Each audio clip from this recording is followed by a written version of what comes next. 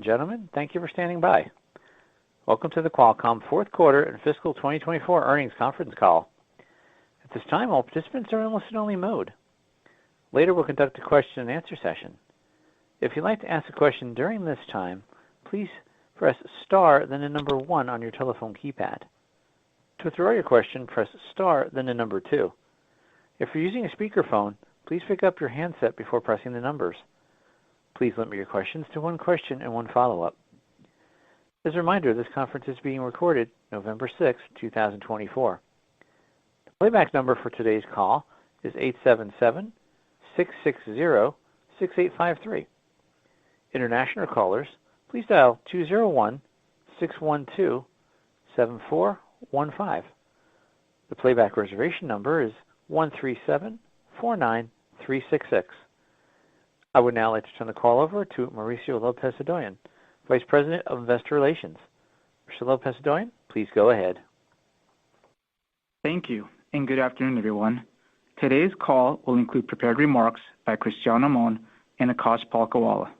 In addition, Alex Rogers will join the question-and-answer session. You can access our earnings release and a slide presentation that accompany this call on our Investor Relations website. In addition, this call is being webcast on Qualcomm.com, and a replay will be available on our website later today. During the call today, we will use non-GAAP financial measures as defined in Regulation G, and you can find the related reconciliations to GAAP on our website. We will also make forward-looking statements, including projections and estimates of future events, business or industry trends, or business or financial results. Actual events or results could differ materially from those projected in our forward-looking statements. Please refer to our SEC filings, including our most recent 10-K, which contain important factors that could cause actual results to differ materially from the forward-looking statements. And now to comments from Qualcomm's President and Chief Executive Officer, Cristiano Amon. Thank you, Mauricio, and good afternoon, everyone. Thanks for joining us today. In fiscal Q4, we delivered non-GAAP revenues of $10.2 billion and non-GAAP earnings per share of $2.69. Chipset business revenues were $8.7 billion, and licensing business revenues were $1.5 billion. During Q4 in fiscal 24, we continued to make progress on our growth and diversification strategy, addressing new end markets for Qualcomm's technology. Our differentiated technology and product roadmaps lead in every industry in which we now participate, and we are very optimistic about the edge AI momentum across our business. As such, we will continue to transform Qualcomm from a wireless communications company into a connected computing company for the age of AI. In the current environment, more than ever, we remain extremely focused on executing our strategy and targets while maintaining operating discipline and creating value for our stockholders. I will now share some key highlights from across the business. As the strong pace of AI innovation continues, there is now broad recognition of the opportunity for on-device AI to enable new capabilities and transform the human-computer interface. On-device AI provides context, enhances immediacy and reliability, and enables personalization while providing privacy and security. Additionally, Gen AI-enabled devices and applications are evolving to understand natural language, images, sound, and the world around us, driving a new generation of AI-first experiences. This has the potential to create a new cycle of semiconductor innovation and content, and Qualcomm is well-positioned to capitalize on this opportunity across devices at the edge. We shared this vision at the recent Snapdragon Summit with the support of key industry leaders, including Microsoft, Meta, Amazon, OpenAI, Mistral AI, IBM, and others. Together with our ecosystem partners, we're driving this transition to AI-enabled edge computing to empower consumers and enterprises by enhancing productivity, entertainment, creativity, convenience, and more. Notably, we're partnering with Meta to support Llama 3.2, including their multimodal 11 billion 3 billion and 1 billion parameter models on Snapdragon-powered devices. We're also working with Amazon to create a cloud-to-edge solution that allows developers to customize their models on SageMaker and deploy them to Qualcomm and Snapdragon platforms via the AI Hub. Model availability on the AI Hub has grown by more than 50% since last quarter, with both open source and proprietary models. In handsets, we recently unveiled the Snapdragon 8 Elite, our latest flagship mobile platform, which features our second-generation custom Orion CPU. This CPU delivers up to 30% faster performance with 57% less power, a significant leap over the first generation in less than a year. Snapdragon 8 Elite is the world's fastest mobile processor, restoring performance leadership to the Android ecosystem. In addition, Snapdragon 8 Elite introduces a newly architected hexagon NPU, delivering a 45% improvement in both performance and power efficiency over Snapdragon 8 Gen 3. Combined with the improved CPU and GPU, Snapdragon 8 Elite can dynamically manage AI workloads and handle the complexities of multimodal Gen AI in real time. We are extremely pleased with the Snapdragon 8 Elite design traction, with successful launches at Xiaomi, Honor, Oppo, and Vivo, and we look forward to additional launches at Samsung, Asus, and more. In a short period of time, our Snapdragon X series platforms have redefined personal computing. Building on the initial launch momentum, we have expanded our portfolio with the addition of the Snapdragon X Plus 8-core compute platform. The X Plus 8-core maintains leadership in performance and battery life, enabling OEMs to offer thin and light Copilot Plus PCs with transformative, uncompromised on-device AI and more affordable price points. This makes next-gen AI PCs accessible to even more users, expanding our addressable market. We are very pleased that leading OEMs, including Dell, HP, Lenovo, Samsung, Acer, and Asus, will all have devices powered by our X Plus 8-core platform. We now have a total of 58 platforms launched or in development across the X series portfolio. Snapdragon X series power laptops will also be the first to get the new Copilot Plus PC features announced on October 1st, including recall, click to do, improved search, super resolution in photos, generative fill and arrays in Paint. In XR, together with Meta, we continue to enable the future of spatial computing. The recently announced Quest 3S, powered by Snapdragon XR2 Gen 2, delivers a more affordable headset targeted for users new to mixed reality and immersive experiences. This is an important milestone in increasing the scale of this opportunity. Additionally, the Snapdragon AR1 Gen 1 powered Ray-Ban Meta glasses are receiving new AI features, including location and navigation assistance, real-time speech translation, answering questions about their environment, and hands-free access to user digital lives. We're also pleased that Snap recently unveiled their next-generation spectacles powered by dual Snapdragon processors, which are aimed at creators exploring advanced AR experiences. Industrial IoT is evolving with advanced edge computing and intelligence driving demand for our technologies and providing a significant future opportunity for Qualcomm. To that end, we recently announced the Qualcomm IQ series, a new family of industrial-grade solutions specifically designed to meet the needs of next-generation industrial edge applications. With on-device AI performance of up to 100 TOPS, the ability to operate in extreme conditions in a suite of built-in safety features, The Qualcomm IQ series of chipsets are purpose-built to power a wide range of solutions, including inspection and automation, robotics, drones, advanced computer vision, edge AI boxes and gateways, and more. Additionally, we introduced the Qualcomm IoT Solutions Framework, which helps enterprises build solutions that enable easy development of end-to-end applications, reduce time to implementation, and improve operational efficiencies. This all-encompassing framework features recommended chipsets and core software, support for multiple operating systems such as Android, Linux, and Windows, tailored reference designs, software libraries, SDKs, supplementary cloud-based services, microservices, and access to a growing network of channel partners.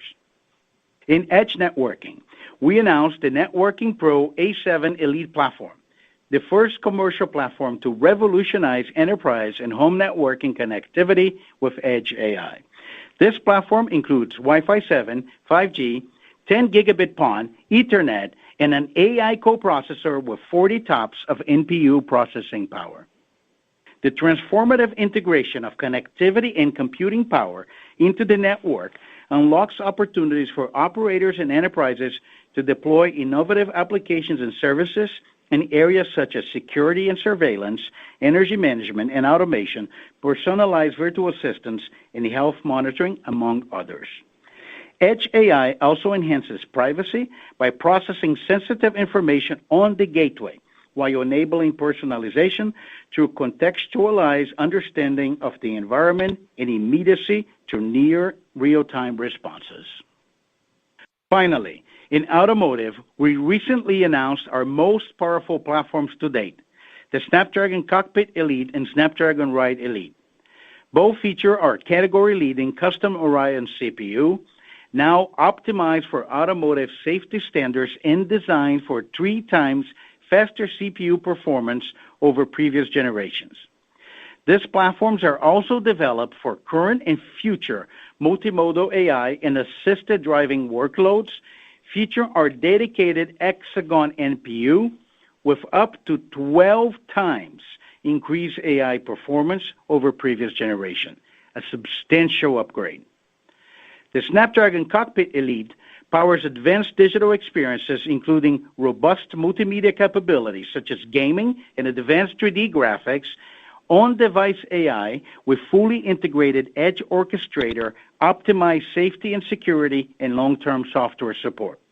The Snapdragon Ride Elite platform offers an end-to-end ADAS system with advanced features such as vision perception, sensor fusion, path planning, localization, and complete vehicle control.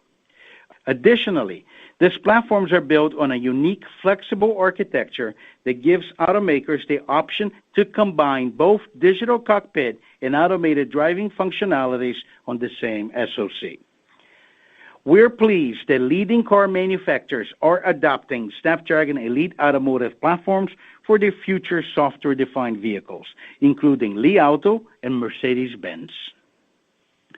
We are very pleased with the progress we have made this year, with significant advancements on our product roadmap and customer engagement across multiple end markets. I look forward to sharing more about our strategy and progress at our upcoming Growth and Diversification Focus Investor Day in New York on November 19. I will now turn the call to Akash. Thank you, Cristiano, and good afternoon, everyone. I'll start with our fourth fiscal quarter earnings. We are pleased to announce strong non-GAAP results with revenues of $10.2 billion and EPS of $2.69, which was above the high end of our guidance.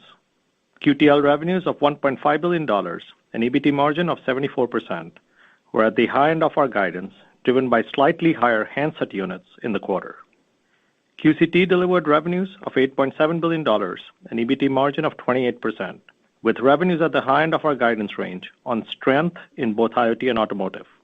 QCT handset revenues of $6.1 billion were in line with our expectations for the quarter. QCT IoT revenues of $1.7 billion increased 24% from the prior quarter due to the benefit of new product launches and continued normalization of channel inventory. We delivered our fifth consecutive quarter of record QCT automotive revenues of $899 million, with sequential growth of 11% and year-over-year growth of 68% on continued content increase in new vehicle launches. Lastly, we returned $2.2 billion to stockholders, including $1.3 billion in stock repurchases and $947 million in dividends. Before turning to guidance, I'll summarize our fiscal 24 results. We're very pleased with our execution and financial performance in fiscal 24. We delivered revenues of $39 billion and non-GAAP EPS of $10.22, a growth of 21% on a year-over-year basis. Our results reflect the benefit of operating leverage as we maintained fiscal discipline and managed non-GAAP operating expenses relatively flat as compared to fiscal 23. In QTL, we made significant progress in our ability to maintain revenue and margin scale as a result of completing a number of licensing renewals during the year. In QCT handsets, we delivered greater than 20% year-over-year growth in Android revenues, driven by technology leadership of our premium-tier Snapdragon products and normalization of channel inventory. Consistent with expectations outlined at the beginning of the fiscal year, QCT IoT revenues grew sequentially in each of the following quarters throughout the year. In a challenging industry environment, we delivered full-year revenue growth of 55% in QCT Automotive, extending our leadership in automotive computing and connectivity platforms. Lastly, our business generated record free cash flow of $11.2 billion, and our balance sheet remains strong, with $13.3 billion in cash and marketable securities. Turning to guidance, we now expect global 3G, 4G, 5G handset units to increase by low to mid single-digit percentage on a year-over-year basis in calendar 24. For the first quarter of fiscal 25, we are forecasting revenues of $10.5 to $11.3 billion and non-GAAP EPS of $2.85 to $3.05. In QTL, we estimate revenues of $1.45 to $1.65 billion and EBT margins of 73 to 77%, reflecting normal seasonality for handset units when adjusted for the extra week in the fourth quarter of fiscal 24. In QCT, we expect revenues of $9 to $9.6 billion and EBT margins of 29 to 31%. We expect QCT handset revenues to grow by a mid-single-digit percentage on a year-over-year basis. This forecast includes greater than 40% sequential revenue growth from Chinese OEMs and the acceleration of flagship Android handset launches, powered by our recently announced Snapdragon 8 Elite platform. We anticipate QCT IoT revenues to increase by more than 20% on a year-over-year basis, with growth across consumer, industrial, and networking. Following our outperformance in the fourth quarter, this forecast reflects a seasonal sequential decline consistent with the last two fiscal years. We expect QCT Automotive revenues to grow by 50% relative to last year and be approximately flat on a sequential basis.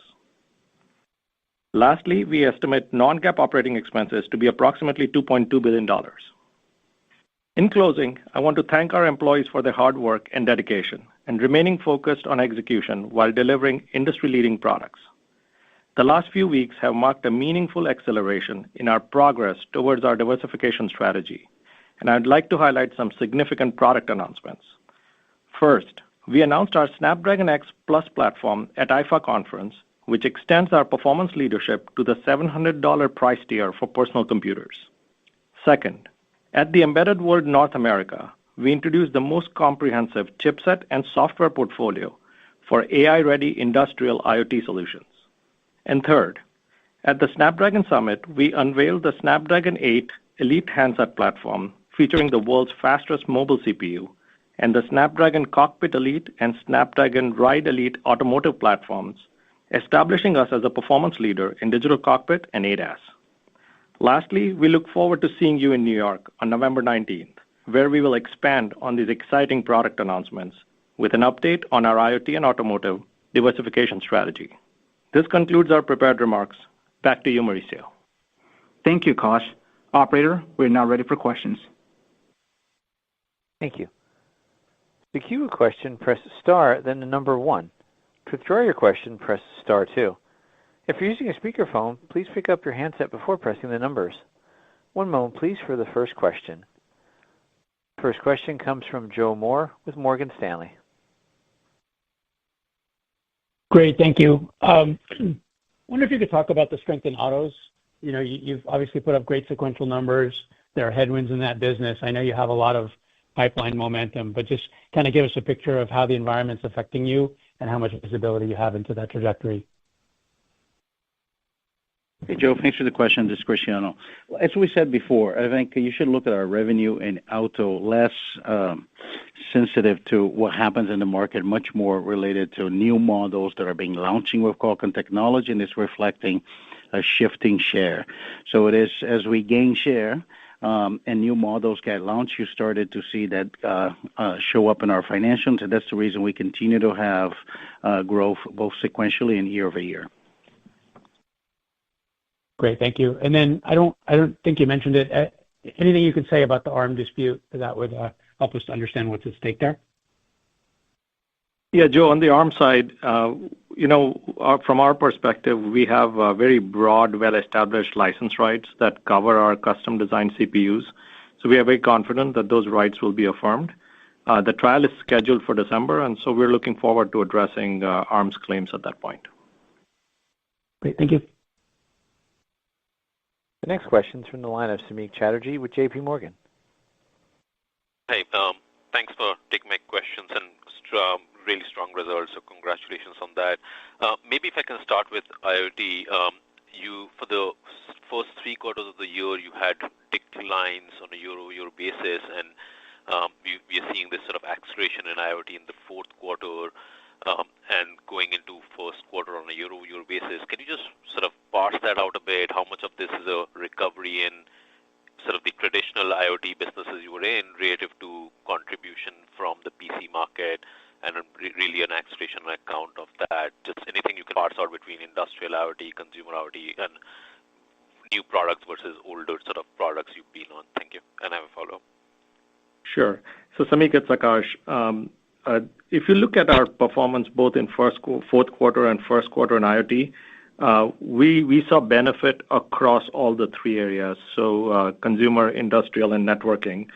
And within fourth quarter, as some new products were launched in PC, in XR, and other areas as well, we saw the benefit of those launches come through in our numbers. There is a portion of channel inventory normalization as well, but it's really the new product launches kind of coming through for us both in the fourth and the first quarter, and that sets us up well for the rest of the year. Okay, got it. And I mean, it's obviously, as you mentioned, it's been a tough backdrop in terms of the macro, and you're guiding to about a 10% revenue growth in the first quarter. Just trying to think about sustainability of that into the March quarter, particularly given that you did mention there's some acceleration of Android launches as well. How should we think about with the combination of smartphone and sort of the impressive performance you have on the non-smartphone areas now, how sustainable is this sort of double-digit growth into the March quarter? Yeah, Samik, so we're pretty happy with the trajectory of the business, both in terms of our fourth quarter results and first quarter guidance. We're not guiding beyond the first quarter at this point, but as you know, we have an investor day coming up in a couple weeks where we're going to talk through our diversification strategy and growth, and we'll provide a financial framework around it. So we'll address some of these topics at that point. Okay, I'll pass it up. Thank you. Thanks for taking my questions. The next question is from the line of Stacy Rasgon with Bernstein Research. Hi, guys. Thanks for taking my questions. My first question, just on chipset gross margins, they seem to be guided down a bit. I don't know, 100 or 150 bips in Q1. Is that just like increased wafer cost TSM? Is there something else going on with mix, just given which products are shipping? Any color you can give us on gross margins then? And I guess, is the framework on how to think about them going forward around 48-ish, plus or minus, is that still the right way to think about chip gross margins? Yes, sure, Stacy, it's Akash. So in fourth quarter, we actually guided lower and we came in slightly better because of stronger mix. And so what we're guiding in first quarter is really largely in line with fourth quarter, and we think that's kind of a reasonable way to model the business going forward.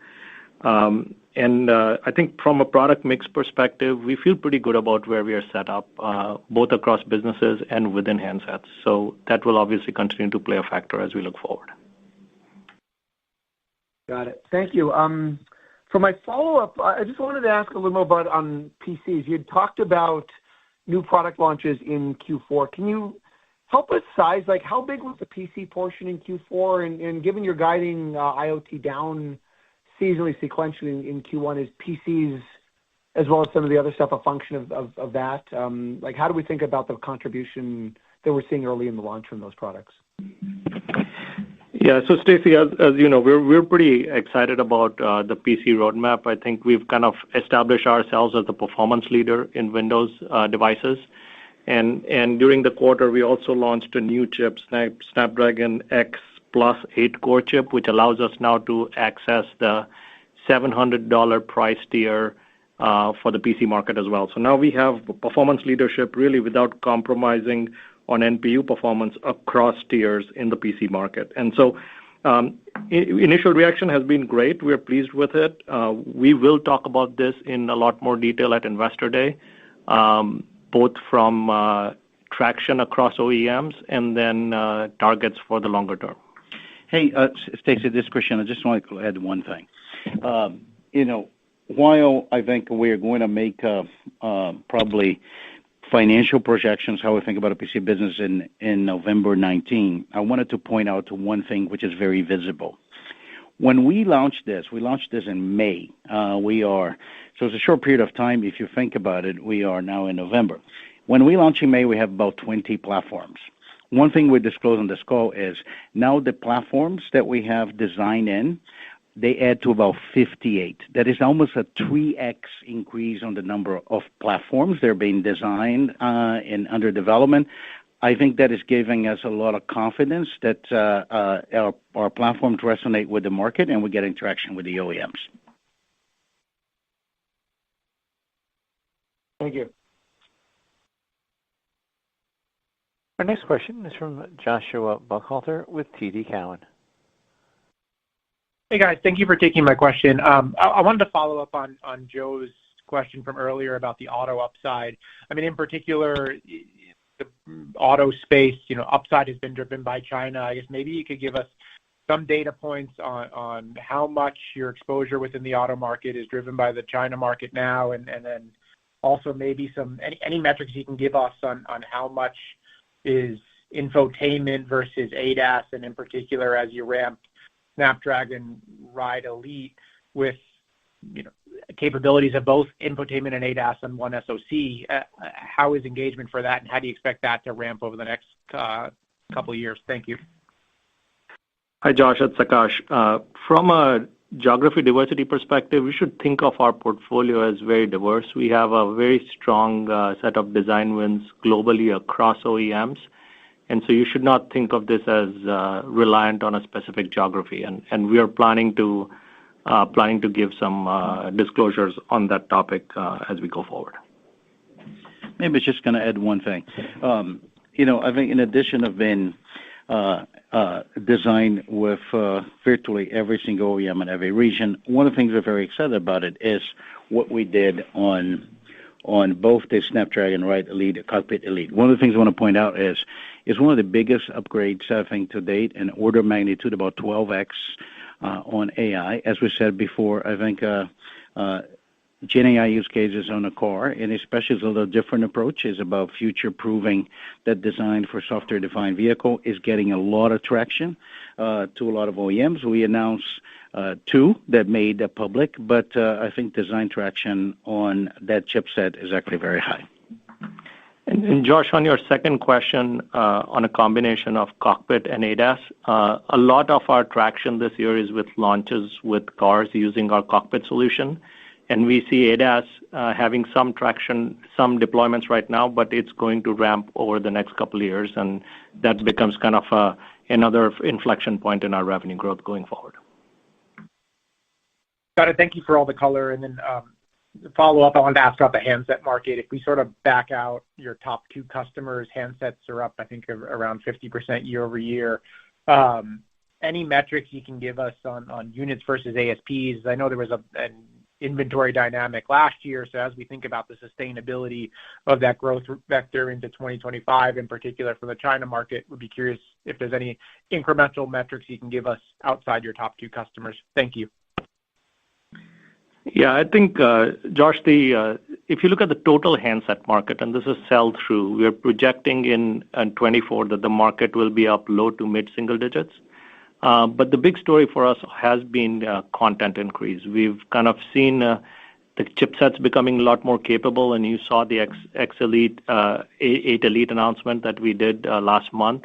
A lot more content going into the chip, and as those solutions get adopted, we see the benefit on the ASP side. The second factor is the mix across tiers. We're seeing the mix across tiers continue to improve in the handset market as well. So if you kind of look back over the last 3 or 4 years, devices greater than $400 has gone up from being 21% of the market to 30% of the market, and that is definitely beneficial to us. Maybe one last point is if you think about our guidance quarter, December quarter, we do not have any Huawei product revenue in our guidance. A year ago quarter, we did have Huawei product revenue. So it's actually something that we overcome, and then we have growth on top of it. Thank you. Our next question is from Chris Caso with Wolfe Research.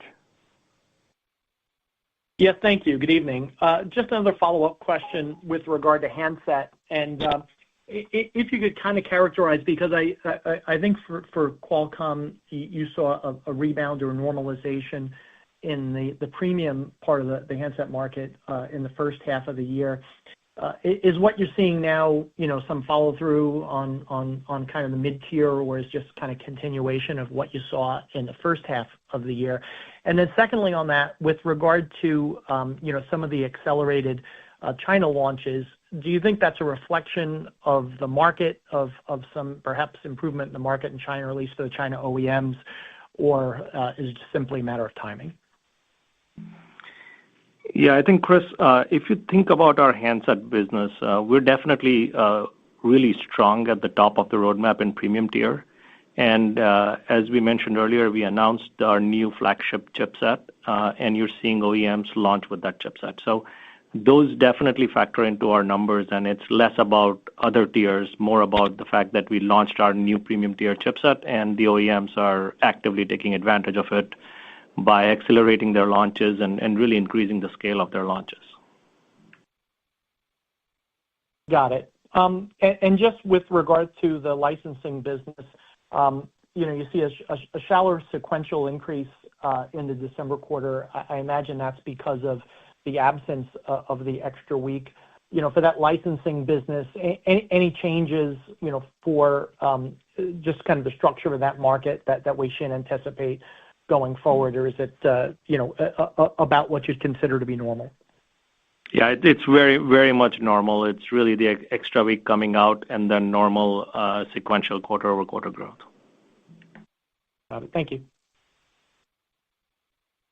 The next question is from Tal Liani with Bank of America. Hi, guys. Other companies reported kind of opposite trends of what you're talking about. Some other companies reported weakness in China, migration to lower tier, and then Apple had kind of weaker numbers than expected. How do you connect the comments we get from other vendors to your strength, and are you concerned that maybe the strength is more inventory build-out or build-out by customers because of your new launches? So can you comment about end market demand and the composition of end market demands in globally? Thanks. Look, thanks for the question. I can't really speak of other companies. The only thing I can say is I'm actually very happy with our results. But I'll give you a couple of data points, maybe help you triangulate that. When we look sequentially, we have now quarter-over-quarter greater than 40% handset revenue growth with Chinese OEMs as we look in the 1Q fiscal 25. If you look at the guide, in fiscal 24, our Android revenues, we get 20% year-over-year growth, including the loss of Huawei revenues. And when we compare with our closest competitor, for example, on Android, our premium tier, we get greater than 5x the premium tier revenue. So I think it shows a couple things. I think, as Akash outlined, content is increasing. The premium tier is expanding in the market that it kind of normalized, and we don't see much of the inventory dynamics we used to see. So I think speaks a little bit to the strength of our product roadmap. I think the launch of new products from customers in China, but more important is this trend that the mix are really improving. Got it. Thank you. Thank you. The next question is from Timothy Arcuri with UBS. Thanks a lot. Akash, I'm just looking at the guidance, and for China Android to be up more than 40%, it implies that your two other big customers are both down in the double-digit range. I mean, both of them have to be down. So can you speak to that? It's very sort of seasonal for at least one of those guys to be down. And then can you speak to what's driving this? Do you think, is any of this pull forward because of tariffs? Are these customers concerned about potential tariffs with, given the results of the election? So maybe they are pulling some things forward. Is that plausible? Thanks. Yeah, let me start with the second part of your question. That's not the case.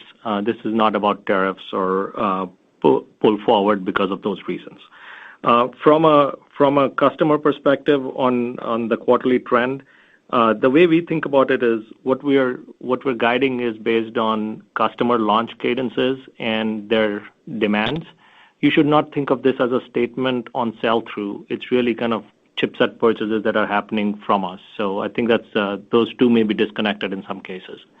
But you already know what our share position is across the OEMs, and so it's not a share question. It's just the timing of purchases from us. Okay. All right. Thank you. Thank you. Our final question will be from C.J. Muse with Cantor Fitzgerald.